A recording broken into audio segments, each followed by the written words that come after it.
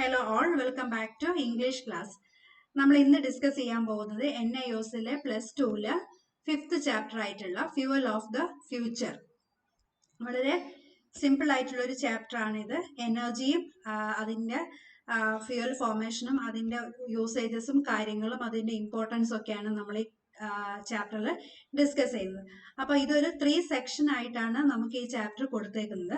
അപ്പോൾ നമുക്ക് ആദ്യം ഫസ്റ്റ് സെക്ഷന്റെ സമ്മറി നോക്കിയിട്ട് വരാം. The buzzword today is clean energy, something that we can reap from nature. അതായത് ഇന്നത്തെ സിറ്റുവേഷനിൽ, അതായത് ഇന്നത്തെ വേൾഡിലെ പ്രധാനപ്പെട്ട വേർഡ് എന്ന് പറയുന്നത് എന്താണ്? എനർജിയാണ്. ഒരു സീക്രട്ട് വേർഡ് എന്ന് പറയുന്നത്, അല്ലെങ്കിൽ ഒരു ഇമ്പോർട്ടന്റ് വേർഡ് എന്ന് പറയുന്നത് എന്താണ്? എനർജിയാണ്. Something that we can reap from nature. അതായത് നമുക്ക് നേച്ചറിൽ നിന്ന്, പ്രകൃതിയിൽ നിന്ന് തന്നെ നേരിട്ട് കിട്ടുന്നതാണ് എന്ത്? എനർജി എന്ന് പറയുന്നത്. And the search has led man to the sun, the wind, the tide, water and even biogas.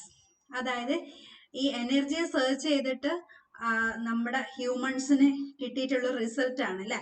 നമുക്ക് കിട്ടിയിട്ടുള്ള ഒരു റിസൾട്ട് ആണ് എന്ത്? Solar energy. സോളാർ എനർജിയുടെ ഏറ്റവും വലിയ സോഴ്സ് എന്ന് പറയുന്നത് ഏതാണ്? സണ്ണാണ്. പിന്നെ വിൻഡ് എനർജി, കാറ്റിന്ന് വരുന്നത്. ദ ടൈഡ്സ്, ടൈഡൽ, അതായത് തിരമാലയിൽ നിന്നുണ്ടാവുന്ന എനർജി. വാട്ടറിൽ നിന്നാണ് എന്ത്? നമ്മൾ ഹൈഡ്രോ എന്ന് പറയുന്നത്. ആൻഡ് ഈവൻ ബയോഗ്യാസ്, പിന്നെ നമ്മുടെ ബയോഗ്യാസ്. ഇതിൽ ബയോഗ്യാസും സോളാർ എനർജിയും ഒക്കെ നമുക്ക് ഓൾമോസ്റ്റ് നമുക്ക് എന്താണ്? ഫെമിലിയർ ആണ്. മിക്കവാറും നമ്മുടെ എല്ലാവരുടെ വീടുകളിലൊക്കെ ഒന്നെങ്കിൽ സോളാർ പാനൽസും അല്ലെങ്കിൽ ഈ ബയോഗ്യാസ് ഒക്കെ നമ്മൾ വേസ്റ്റ് നിന്ന്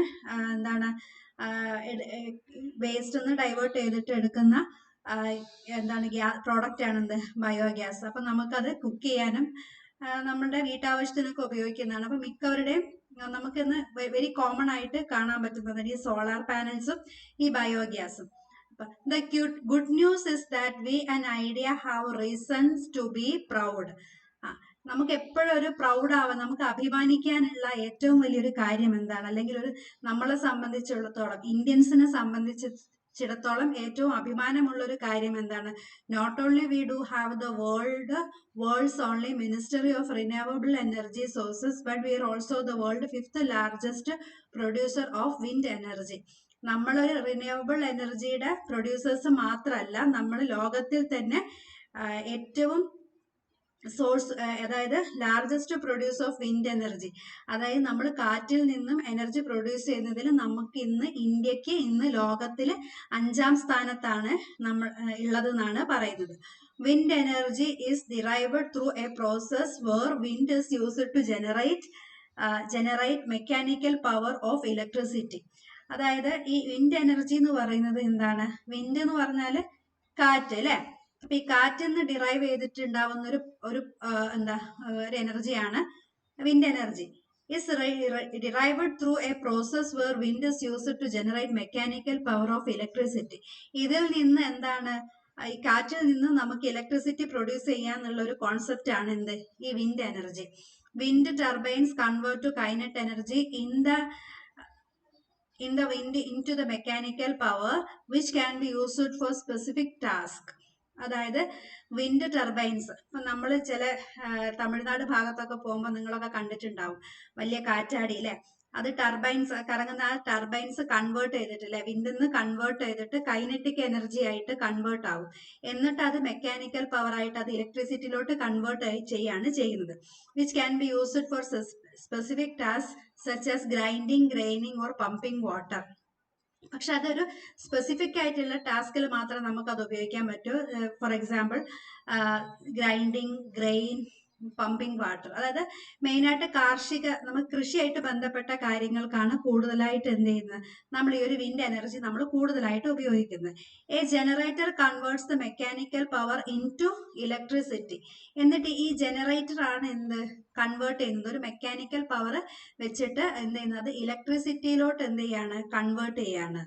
അപ്പൊ നമ്മൾ ചെറുപ്പത്തിലൊക്കെ ഫിസിക്സിലൊക്കെ പഠിച്ചിട്ടുണ്ടാവും അല്ലെ, ഓരോ എനർജി, ഓരോ എനർജി ഓരോന്നിലോട്ട് കൺവേർട്ട് ആവുന്നത്. ഇപ്പൊ നമ്മള് ഒരു എക്സാമ്പിൾ പറയുകയാണെങ്കിൽ നമ്മുടെ അയൺ ബോക്സ് നമ്മൾ അയൺ ചെയ്യാൻ വേണ്ടിയിട്ട് ഒരു അയൺ ചെയ്യുകയാണെങ്കിൽ അത് എന്താണ്, അത് ഇലക്ട്രിക് കറണ്ട് ഹീറ്റ് എനർജി ആയിട്ട് കൺവേർട്ട് ചെയ്യണം. അപ്പൊ അങ്ങനെ നമ്മൾ കുറെ കാര്യങ്ങൾ ഫിസിക്സിലും ഇതിലൊക്കെ പഠിച്ചിട്ടുണ്ട്. അപ്പം ഞാൻ അതിന്റെ ഡീറ്റെയിൽ ആയിട്ട് പോകുന്നില്ല. അപ്പൊ ഇതിന്റെ ഒരു ചെറിയൊരു സമ്മറി പറഞ്ഞു എന്ന് മാത്രം.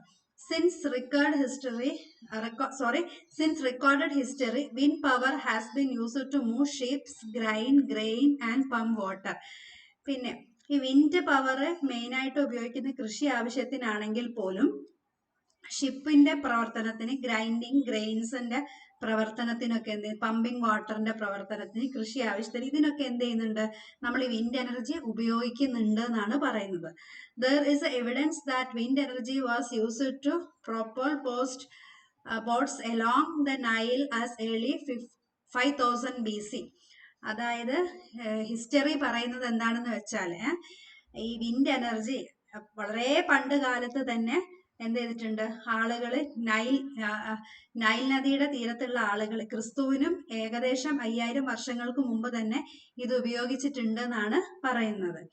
അപ്പം വിൻഡ് എനർജിയുടെ ഇമ്പോർട്ടൻസ് എന്താണെന്നാണ് ഈ ഫസ്റ്റ് ഒരു പാരഗ്രാഫിൽ പറയുന്നത്. വിൻഡ് എനർജി അതൊരു ഇത് മെക്കാനിക്കൽ എനർജിന്ന് പിന്നെ ഇലക്ട്രിസിറ്റിയിലോട്ട് കൺവേർട്ട് ചെയ്യാണ് ചെയ്യുന്നത്.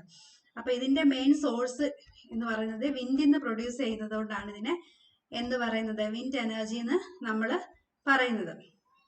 അപ്പൊ ഇത്രയാണ് ഇതിലുള്ളത്. ഇനി നമുക്ക് സെക്കൻഡ് സെക്ഷനിലോട്ട് പോവാം. അതിനിടയ്ക്ക് കുറച്ച് ക്വസ്റ്റ്യൻസ് ഉണ്ട്, അത് നിങ്ങൾ സ്കിപ്പ് ചെയ്യരുത്, വായിച്ചു നോക്കുക. നമ്മുടെ പാരഗ്രാഫിലുള്ളത് അപ്പാടെ നിങ്ങൾക്ക് എഴുതിയെടുത്താൽ മതിയാവും. അത് വളരെ സിമ്പിൾ ആണ്, നിങ്ങൾ അത് സ്കിപ്പ് ചെയ്യരുത്, വായിക്കണം, ടെക്സ്റ്റ് ബുക്ക് വായിക്കണം. ഇനി സെക്ഷൻ 2 എന്ന് പറയുന്നത്, ഇനി എന്താണ് വിൻഡ് എനർജിയുടെ മെയിൻ സോഴ്സ്, എങ്ങനെയാണ് അത് ഹ്യൂമൻസ് ഉപയോഗിക്കാൻ തുടങ്ങിയത്, അതിന്റെ സോഴ്സ് എന്തൊക്കെയാണെന്നുള്ളതാണ് ഈ ഒരു സെക്കൻഡ് സെക്ഷനിൽ പറയുന്നത്. In the United States millions of windmills were erected as American West was developed during the late 19th century. Most of them were used to pump water from farms and ranches.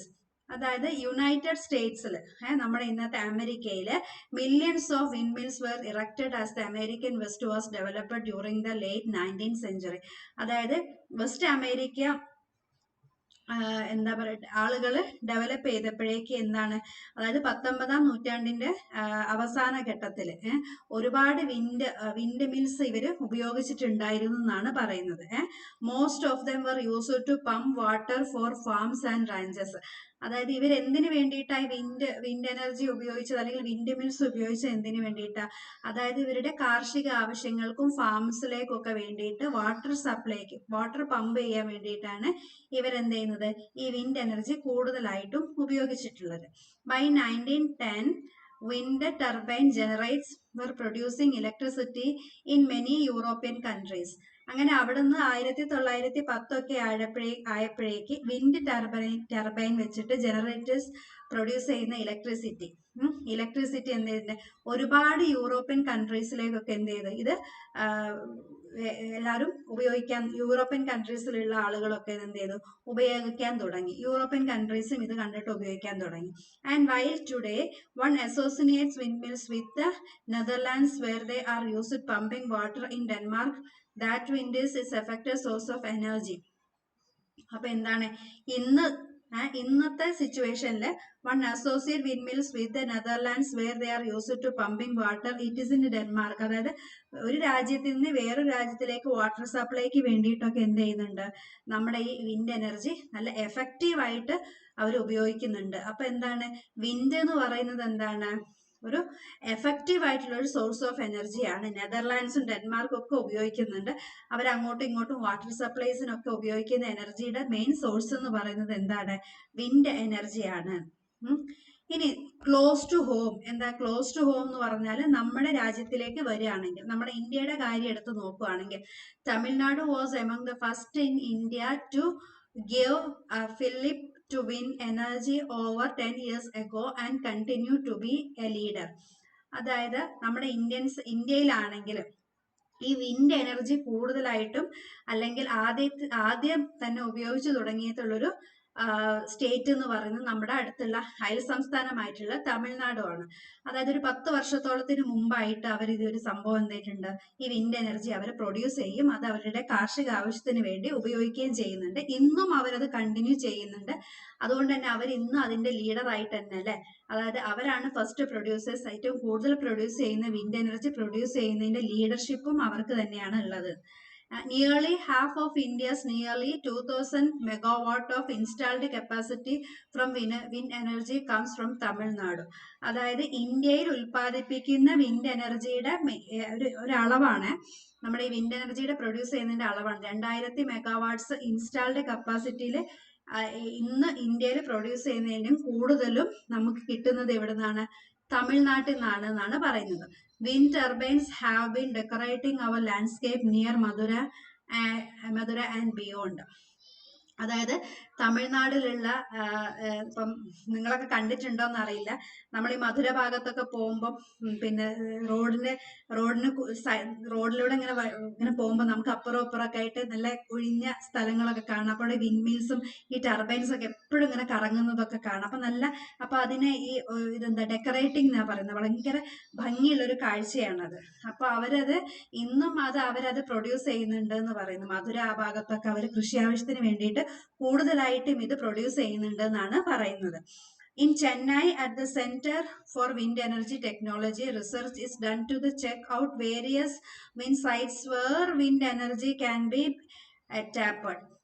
പിന്നെ കുറച്ചും കൂടെ നമ്മൾ ഇങ്ങോട്ട് വരികയാണെങ്കിൽ ചെന്നൈയിലൊക്കെ എന്തുണ്ട്, ഒരു centre for wind energy technology ഉണ്ട്. അതായത് വിൻഡ് എനർജിയുടെ ടെക്നിക്കലായിട്ടുള്ള കാര്യങ്ങളൊക്കെ പഠിക്കാനും അത് എലോബറേറ്റ് ചെയ്യാനൊക്കെ വേണ്ടിയിട്ടൊരു ഒരു സെന്റർ ഉണ്ട്. അത് നമ്മുടെ ചെന്നൈയിലാണ്. Research is done to check out various wind sites where wind energy can be tapped. എന്തിനു വേണ്ടിയിട്ടാണ്, വിൻഡ് എനർജി എവിടെ നിന്നൊക്കെ നമുക്ക് വിൻഡ് എനർജി പ്രൊഡ്യൂസ് ചെയ്യാം, അല്ലെങ്കിൽ എങ്ങനെയൊക്കെ അത് യൂട്ടിലൈസ് ചെയ്യാം എന്നുള്ള കാര്യങ്ങളൊക്കെ അറിയാനും അതിന് കൂടുതൽ അത് ഉൽപ്പാദിപ്പിക്കാനും വേണ്ടിയിട്ട് ചെന്നൈയിൽ അവരെന്ത് ചെയ്യുന്നുണ്ട്, റിസർച്ച് ചെയ്യുന്നുണ്ട്. And wind turbines of various sizes are checked see if they are delivering what they promised to do. പിന്നെ ഈ വിൻഡ് ടർബൈൻസ് എപ്പോഴും ചെക്ക് ചെയ്യും, അതിന്റെ പല രീതിയിലുള്ള സൈസസ്, അതിന് ഓരോ മെഷർമെന്റും കാര്യങ്ങളൊക്കെ ഉണ്ട്. അപ്പൊ അത് കറക്റ്റ് ആയിട്ട് ഡെലിവർ ആവുന്നുണ്ടോ അല്ലെങ്കിൽ കറക്റ്റ് ആയിട്ടുള്ള റിസൾട്ട് കിട്ടുന്നുണ്ടോ എന്നൊക്കെ അറിയാനൊക്കെ വേണ്ടിയിട്ടുള്ളൊരു ഒരു സംവിധാനമുണ്ട്. Wind energy is also abundant in many parts of India from Gujarat, Andhra Pradesh and Kerala to the hilly regions in Maharashtra. തമിഴ്നാടിനെ കൂടാതെ തന്നെ ഒരുപാട് പ്രധാനപ്പെട്ട സ്റ്റേറ്റ്സിലൊക്കെ എന്തുണ്ട്, ഈ വിൻഡ് മിൽസ് ഉപയോഗിക്കുന്നുണ്ടെന്നാണ് പറയുന്നത്. അതിൽ പ്രധാനപ്പെട്ട സംസ്ഥാനങ്ങളാണ് ഗുജറാത്ത്, ആന്ധ്രാപ്രദേശ്, പിന്നെ Kerala, to the hilly regions in Maharashtra. പിന്നെ എന്താണ് കുറച്ച് എന്താ പറയാ ഹില്ലി റീജിയൻസ്, ഹില്ലി എന്ന് പറഞ്ഞാൽ കുന്നും മലകളൊക്കെ ഉള്ള റീജിയൻസിൽ മഹാരാഷ്ട്രയിലും ഉണ്ടെന്നാണ്, വിൻഡ് മിൽസ് ഉണ്ടെന്നാണ് പറയപ്പെടുന്നത്. അപ്പൊ ഇത്രയാണ് സെക്കൻഡ് സെഷനിലുള്ള കാര്യങ്ങൾ. അപ്പൊ സെക്കൻഡ് സെഷനിൽ ഒന്നുമില്ല. വിൻഡ് എനർജി ആദ്യമായിട്ട് പ്രൊഡ്യൂസ് ചെയ്തത് അമേരിക്കയിലാണ് അവർ ആദ്യമായിട്ട് ഉപയോഗിച്ചത്. പിന്നെ ഒരു 1910 ആയപ്പോഴേക്ക് ഇത് കണ്ട് യൂറോപ്യൻസ് ഉപയോഗിക്കാൻ തുടങ്ങി. പിന്നെ നമ്മുടെ ഇന്ത്യയിലാണെങ്കിൽ തമിഴ്നാട്ടിലാണ് ഫസ്റ്റ് വിൻഡ് മിൽസ് ഉപയോഗിച്ചു തുടങ്ങിയത്. പിന്നെ അതിൽ നിന്ന് ഉൾക്കൊണ്ടിട്ടാണ് നമ്മൾ കേരളത്തിലും പിന്നെ ആന്ധ്രാപ്രദേശിലും ഗുജറാത്തിലും ഒക്കെ തുടങ്ങിയിട്ടുള്ളത്. പിന്നെ ചെന്നൈയിലും എന്താണ് ഇതിനെ പറ്റിയുള്ള ഒരു സെന്ററും കാര്യങ്ങളൊക്കെ പ്രവർത്തിക്കുന്നുണ്ട്. അപ്പൊ അതിനെപ്പറ്റി കൂടുതൽ പഠനങ്ങളും മറ്റു കാര്യങ്ങളൊക്കെ നടത്തുന്നതൊക്കെ ചെന്നൈ ബേസ്ഡ് ചെയ്തിട്ടാണ് എന്നാണ് ഈ സെക്കൻഡ് സെഷനിൽ പറയുന്നത്. സിമ്പിൾ ആണ്, നിങ്ങൾക്ക് ഇത് വായിച്ചു പോകുമ്പോൾ തന്നെ അത് ക്ലിയർ ആയിട്ട് മനസ്സിലാവും. അപ്പൊ ഇവിടെയും കുറച്ച് ക്വസ്റ്റ്യൻസ് ഉണ്ട്, അത് എളുപ്പമാണ്. Name of the European countries that use wind energy, പിന്നെ when and what purpose were wind mills used in America. ഇതൊക്കെ വളരെ സിമ്പിൾ ആണ്, നിങ്ങൾക്ക് വായിച്ചാൽ തന്നെ കിട്ടുന്ന രീതിയിലുള്ള ക്വസ്റ്റ്യൻസ് ആണ്. അപ്പൊ നിങ്ങൾ വായിച്ചു നോക്കാം. ഇനി ഫൈനൽ സെക്ഷൻ എന്ന് പറയുന്നത് സെക്ഷൻ 3 ആണ് അല്ലെ. ഇതിലെന്താ പറയുന്നത്, is wind energy popularly used, what are it's advantages, does it's have any drawbacks. ഇനി നമ്മൾ ഏതൊരു കാര്യം എടുക്കുകയാണെങ്കിലും അതിനൊരു ഗുണവശമുണ്ട് ഒരു ബാഡ് ഒരു ദോഷവശമുണ്ട്. ഇനി ഇപ്പൊ നമ്മൾ ഇതിന്റെ അഡ്വാൻറ്റേജസ് ഒക്കെ പറഞ്ഞല്ലേ, ചെറിയ രീതി അതിന് ഉപയോഗ രീതി അല്ല, അതിന്റെ അഡ്വാൻറ്റേജസ് ഒക്കെ പറഞ്ഞ് എന്തിനു വേണ്ടി ഉപയോഗിക്കുന്നു. ഇനി ഇതിന് ഒരു ബാഡ് ഡ്രോബാക്സും കൂടെ ഉണ്ട്. ഇതിനൊരു കുറച്ച് പോരായ്മകളുണ്ട്, പരിമിതികളുണ്ട്. അതിനെ പറ്റിയിട്ടാണ് ഇനി അടുത്ത സെക്ഷനിൽ പറയാൻ പോകുന്നത്. In the worst survey have consistently shown that the public prefers wind and other renewable energy forms of our conventional source of generations.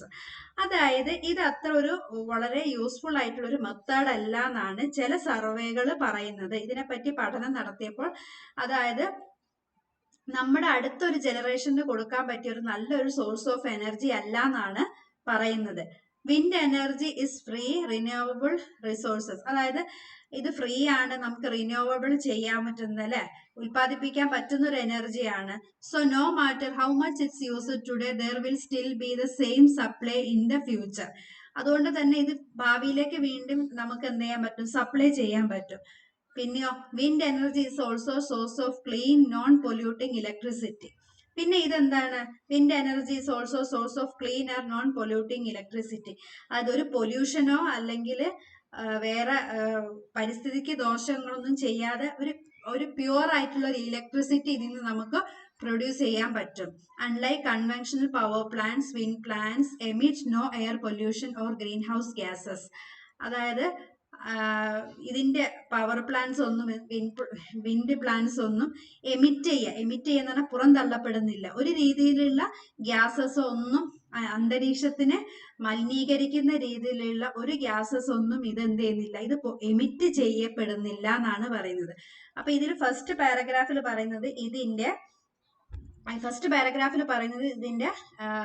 Merits ആണ്. മെറിറ്റ്സ് എന്ന് പറയുന്ന ഗുണമാണ് പറയപ്പെടുന്നത്.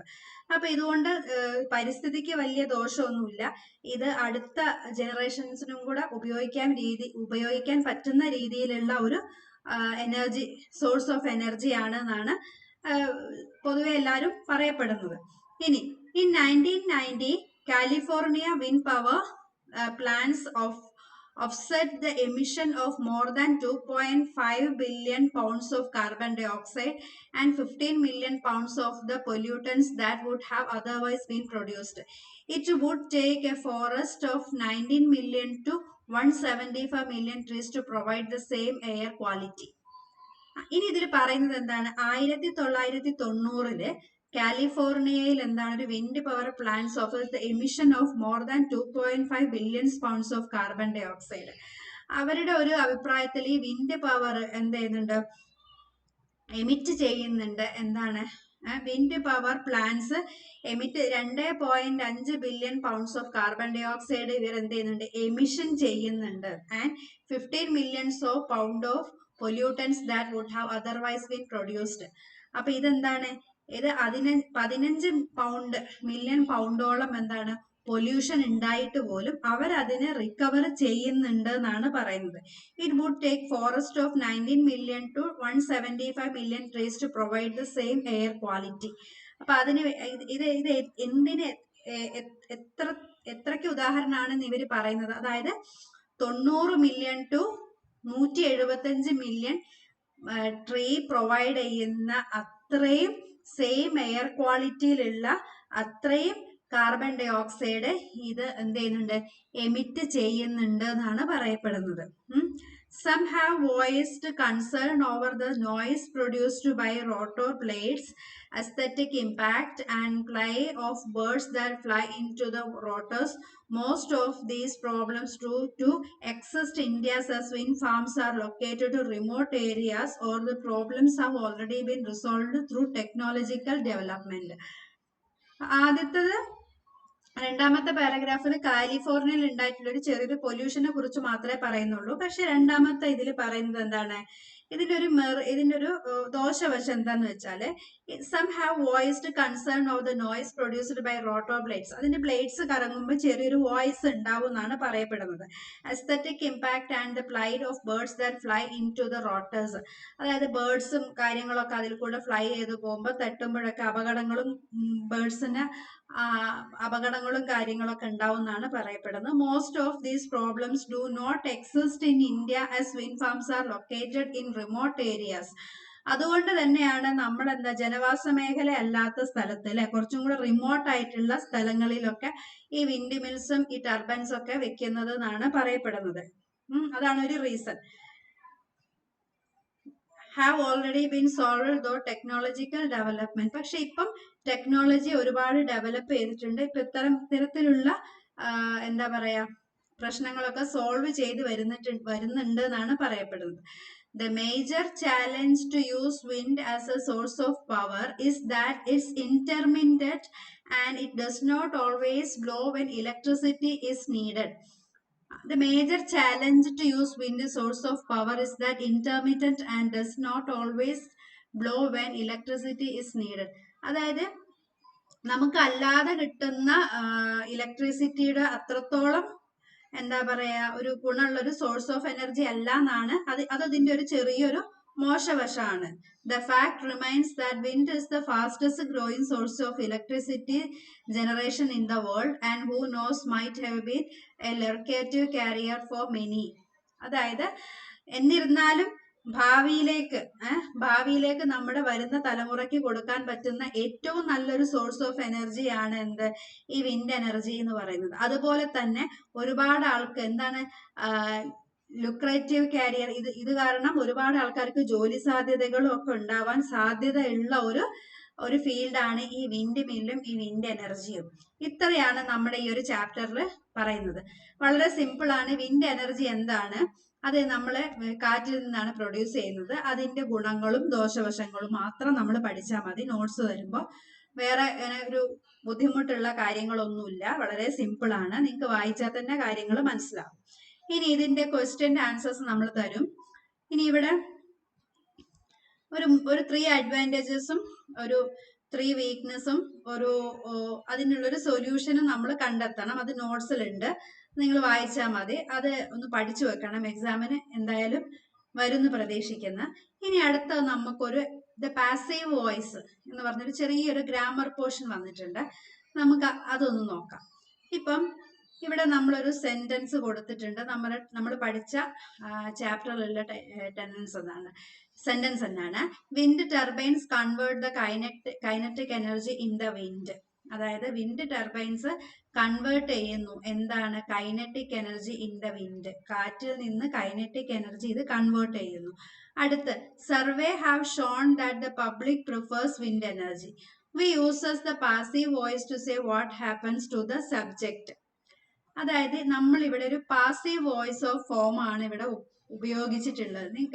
നിങ്ങൾ ചെറിയ ക്ലാസ്സിലൊക്കെ പഠിച്ചിട്ടുണ്ടാകും ആക്റ്റീവ് വോയിസും പാസീവ് വോയിസും. അപ്പൊ അത് നമ്മൾ പൂർണ്ണമായിട്ടൊന്നും ഇവിടെ പഠിക്കാൻ നമുക്കിപ്പം പറ്റത്തില്ല. അതായത് കുറെ ഉണ്ട്, നമുക്ക് വരും ചാപ്റ്റേഴ്സിന്റെ ഒക്കെ കൂടെ നമുക്കത് ഡിസ്കസ് ചെയ്യാം. പക്ഷെ ഇതിൽ തൊടുത്തിരിക്കുന്ന കുറച്ച് കാര്യങ്ങൾ എക്സ്പ്ലെയിൻ ചെയ്യാം.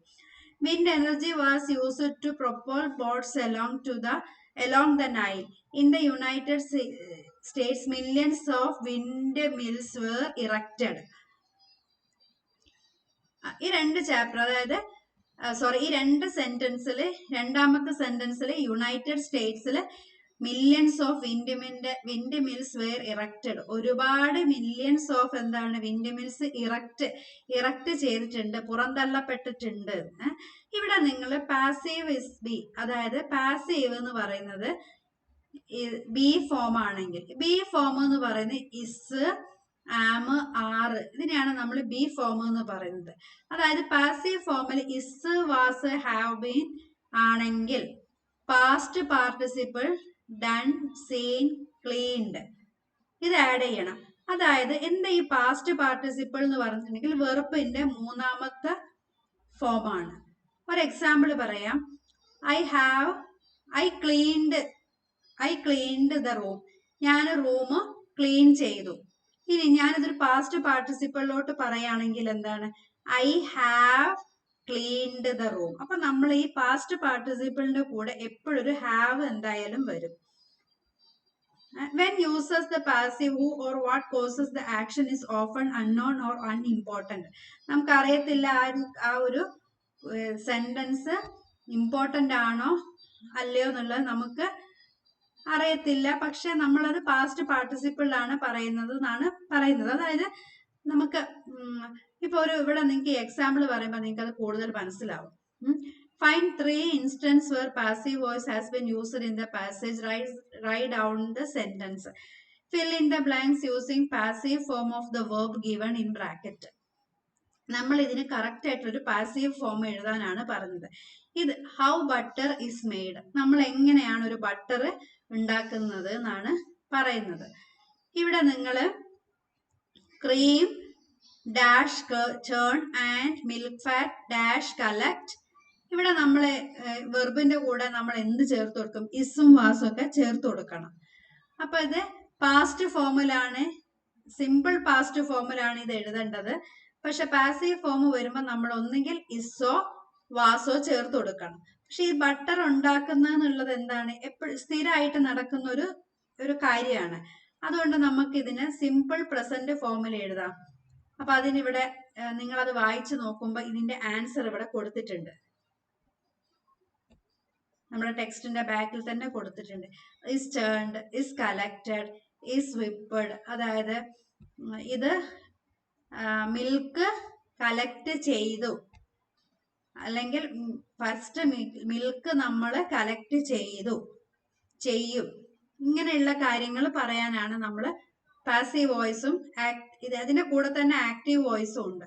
പക്ഷെ ഇത് അത്ര ഇമ്പോർട്ടന്റ് ആയിട്ടുള്ള കാര്യമല്ല. ഇതിൽ നമുക്ക് ഡീറ്റെയിൽ ആയിട്ട് പഠിക്കാനുണ്ട്. ഇപ്പൊ നിങ്ങൾ ജസ്റ്റ് ഈ ഒരു പാരഗ്രാഫ് വായിച്ചിട്ട് നമ്മളെ താഴെ കൊടുത്തിരിക്കുന്ന ഈ സെന്റൻസും കൂടെ, ഈ ഒരു വേർഡ്സും കൂടെ മാച്ച് ആയിട്ടുള്ള വേർഡ്സ് ആണ് അതിൽ. ഇതും കൂടെ നിങ്ങൾ അത് വെച്ച് നോക്കുമ്പോൾ നിങ്ങൾക്ക് അത് ഏകദേശം മനസ്സിലാവും. പിന്നെ നമുക്ക് ഇത് ആക്റ്റീവ് വോയിസും പാസീവ് വോയിസും നമുക്ക് വരുന്ന ചാപ്റ്റേഴ്സിൽ കൂടുതലായിട്ട് ഡിസ്കസ് ചെയ്യാനുണ്ട്. അപ്പൊ നമുക്കത് കൂടുതലായിട്ട് പഠിക്കാം. ഇപ്പൊ നിങ്ങൾ ഇതൊന്ന് ജസ്റ്റ് ഒന്ന് നോക്കിയാൽ മതി, അത്ര ഇമ്പോർട്ടന്റ് ആയിട്ടുള്ള ഒരു കാര്യമല്ല. അപ്പൊ ഇത്രയാണ് നമ്മുടെ ചാപ്റ്ററുകൾ. നിങ്ങൾ നല്ലോണം വായിക്കണം. വളരെ സിമ്പിൾ ആയിട്ടുള്ള ഒരു ചാപ്റ്റർ ആണ്. ഫ്യൂച്ചർ സോഴ്സ് ഓഫ് എനർജി എന്ന് പറയുന്നത് വിൻഡ് മില്ലാണ്. അതിലെ ഏറ്റവും വലിയ പ്രൊഡ്യൂസേഴ്സ് എന്ന് പറയുന്നത് അമേരിക്കയും, ആദ്യത്തെ പ്രൊഡ്യൂസേഴ്സ് എന്ന് പറയുന്നത് അമേരിക്ക ആയിരുന്നു. പിന്നത്തെ പ്രൊഡ്യൂസേഴ്സ് അത് യൂറോപ്യൻസ് ആയിരുന്നു. ഇന്ത്യയിലെ ആദ്യത്തെ പ്രൊഡ്യൂസേഴ്സ് എന്ന് പറയുന്നത് തമിഴ്നാട്ടിലാണ് കൂടുതലായിട്ടും നമ്മളെ രാജ്യത്ത് ഉൽപ്പാദിപ്പിക്കുന്ന കൂടുതൽ വിൻഡ് പവറും ഇവിടെ ആരാ ഉൽപ്പാദിപ്പിക്കുന്നത്? തമിഴ്നാട്ടിൽ നിന്നാണ്. പിന്നെ ഇന്ത്യയാണ് ലോകത്തിലെ വിൻഡ് മിൽ പ്രൊഡ്യൂസേഴ്സിൽ 5ാം സ്ഥാനത്ത്. ഇത്രയും നിങ്ങൾ ഓർത്ത് വെക്കുക. പിന്നെ നോട്ട്സ് തരുമ്പോൾ നിങ്ങൾ അത് മാത്രം വായിച്ചാൽ മതി. വേറെ ബുദ്ധിമുട്ടുള്ള ക്വസ്റ്റ്യൻസോ കാര്യങ്ങളോ ഒന്നും വരാത്തൊരു ചാപ്റ്റർ ആണ്. സിമ്പിൾ ആണ്. വായിച്ചു നോക്കുക, മനസ്സിലാക്കുക, പഠിക്കുക. താങ്ക്